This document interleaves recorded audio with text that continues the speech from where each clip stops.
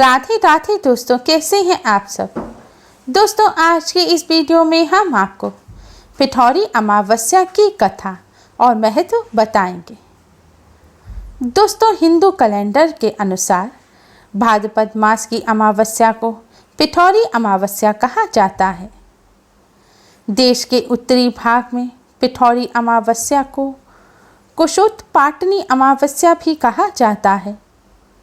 पिठौरी अमावस्या के दिन गंगा स्नान, पूजा पाठ के साथ पितरों के तर्पण और श्राद्ध का खास महत्व होता है। इसके अलावा पिठौरी अमावस्या को देवी दुर्गा की भी पूजा का महत्व है। महिलाएं अपनी संतान की लंबी आयु और अच्छे स्वास्थ्य के लिए माता दुर्गा की पूजा करती हैं। पिठौरी अमावस्या के दिन पितरों का तर्पण और श्राद्ध करने से व्यक्ति के जीवन में सुख समृद्धि आती है। इसके अलावा इस दिन माता दुर्गा की विधि विधान से पूजा करने और व्रत रखने से पुत्र रत्न की प्राप्ति होती है। इस दिन महिलाएं अपनी संतान की लंबी आयु के लिए व्रत रखती हैं। ऐसी मान्यता है कि माँ दुर्गा की कृपा से संतान को न सिर्फ लंबी आयु मिलती है, बल्कि मृत संतान को भी नया जीवन मिल जाता है। पिठौरी अमावस्या के दिन आटे से 64 देवियां यानी कि 64 देवियों के पिंड बनाकर उनकी पूजा की जाती है।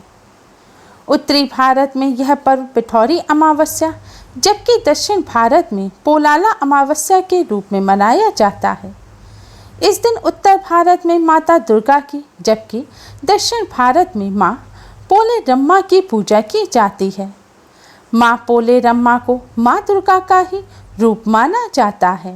आज के दिन पिठौरी अमावस्या की कथा सुनने मात्र से ही माता रानी की कृपा से संतान दीर्घायु और सुखी होती हैं। घर में सुख समृद्धि आती है, साथ ही माँ दुर्गा की कृपा प्राप्त होती है। माँ दुर्गा के साथ साथ आज के दिन पिठौरी अमावस्या की कथा सुनने मात्र से ही पितरों का आशीर्वाद भी प्राप्त होता है। पितरों के आशीर्वाद से पितृदोष से भी मुक्ति मिलती है। पिठौरी अमावस्या की कथा इस प्रकार है। बहुत पहले की बात है। एक परिवार में 7 भाई थे। सभी का विवाह हो चुका था। सबके छोटे छोटे बच्चे भी थे। परिवार की सलामती के लिए 7 भाइयों की पत्नियों ने पिठौरी अमावस्या का व्रत रखना चाहा। लेकिन जब पहले साल बड़े भाई की पत्नी ने व्रत रखा तो उनके बेटे की मृत्यु हो गई। दूसरे साल फिर एक और बेटे की मृत्यु हो गई। 7वें साल भी ऐसा ही हुआ। तब बड़े भाई की पत्नी ने इस बार अपने मृत पुत्र का शव कहीं छिपा दिया। गांव की कुल देवी माँ पोलेरम्मा उस समय गांव के लोगों की रक्षा के लिए पहरा दे रही थीं। उन्होंने जब इस दुखी माँ को देखा तो वजह जाननी चाहिए। जब बड़े भाई की पत्नी ने सारा किस्सा सुनाया तो देवी पोलेरम्मा को दया आ गई। उन्होंने उस दुखी माँ से कहा कि वह उन स्थानों पर हल्दी छिड़क दे जहाँ जहाँ उसके बेटों का अंतिम संस्कार हुआ है। माँ ने ऐसा ही किया। जब वह घर लौटी तो 7 पुत्र को जीवित देखकर उसकी खुशी का ठिकाना ना रहा। तभी से उस गांव की हर माँ अपने बच्चे की लंबी आयु की कामना के लिए पिठौरी अमावस्या का व्रत रखने लगी। पिठौरी पोलाला अमावस्या की एक और कथा शास्त्रों में वर्णित है। यह कथा इस प्रकार है। एक बार एक औरत का बच्चा बहुत बीमार हो जाता है। उसको कोई भयानक बीमारी घेर लेती है।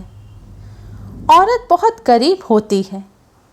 उसके पास इलाज के लिए पैसे नहीं होते, लेकिन वह अपने बच्चे से बहुत प्यार करती है। वो किसी भी तरह अपने बेटे को ठीक देखना चाहती है। एक दिन मंदिर में बैठी वह रो रही थी। तभी वहाँ से एक बूढ़ी औरत निकली। उसने उस औरत से रोने का कारण पूछा तब उस औरत ने उस बूढ़ी अम्मा को सब बताया। उस बूढ़ी अम्मा ने उसे पिठौरी अमावस्या के बारे में बताया। माँ दुर्गा के स्वरूप पोलेरम्मा देवी एवं उनके व्रत के बारे में विस्तार से बताया। पोलाला अमावस्या अगले ही दिन थी, जिसे उस औरत ने पूरे विधि विधान से उस व्रत को रखा। मृत्युशैया में लेटा हुआ उसका बेटा व्रत के अगले ही दिन झट खड़ा हो गया और इस तरह पोलेरम्मा के व्रत से उस औरत को उसका बच्चा मिल गया। पिठौरी अमावस्या व्रत का महत्व और उसके बारे में सबसे पहले माता पार्वती ने देवराज इंद्र की पत्नी को इसके बारे में बताया था।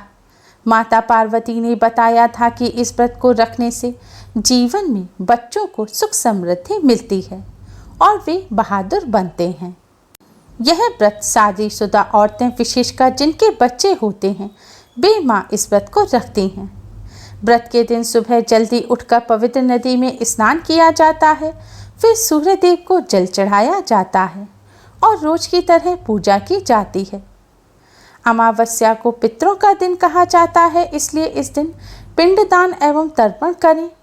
श्राद्ध अवश्य ही करना चाहिए। गरीबों और जरूरतमंदों को अन्नदान, वस्त्र, छाता, शाल, चप्पल आदि का दान करना चाहिए।